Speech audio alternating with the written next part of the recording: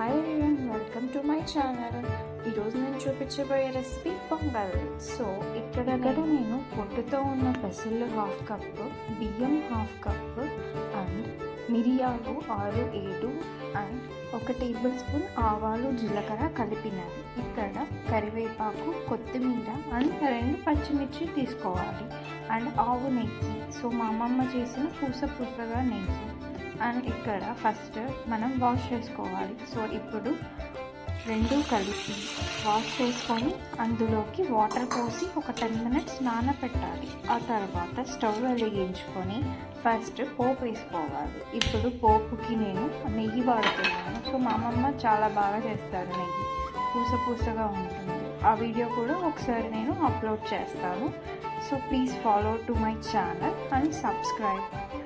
ఇక్కడ నేను 3 table spoons నెయ్యి వేసుకున్నాను అండ్ 1 టేబుల్ స్పూన్ ఆయిల్, ఎందుకంటే నెయ్యి ఎవాపరేట్ అయిపోతుంది ఆయిల్ లేకపోతే. సో 2 కలిపి వేసుకోవాలి. సో ఇక్కడ నేను నెయ్యి అండ్ నూనె వేసుకున్నాను. ఇప్పుడు ఫస్ట్ ఆవాలు జీలకర్ర వేసాను. ఆ తర్వాత మిరియాలు ఒక 7-8 మిరియాలు అండ్ కరివేపాకు వేసాను అండ్ పచ్చిమిర్చి. సో ఇవంతా మంచిగా వేగాలి.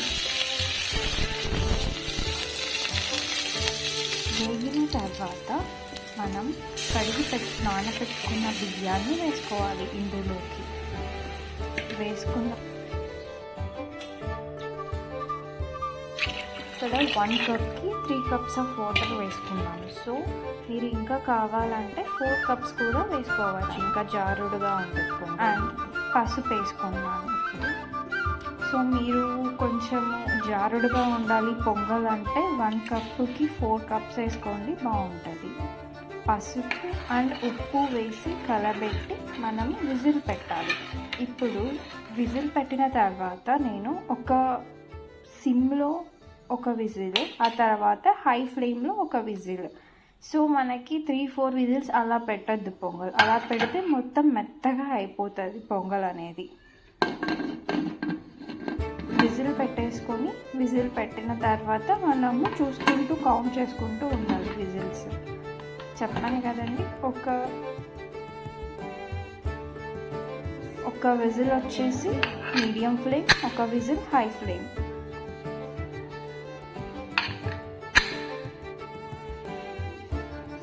సో ఇక్కడ నేను మీడియం ఫ్లేమ్లో పెట్టేసి వదిలేసాను. 3-4 minutesకి ఒక విజిల్ వచ్చేసింది నాకు.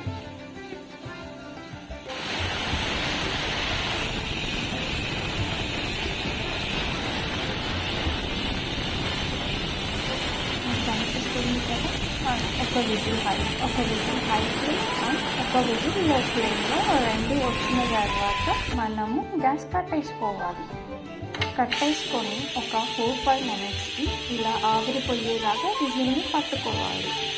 ఆవిరంతా వెళ్ళిపోయిన తర్వాత మనం ఎప్పుడైనా కానీ కుక్కర్ విజిల్ అనేది ఓపెన్ చేయాలి, లేకుంటే మీదికి చిక్కుతుంది.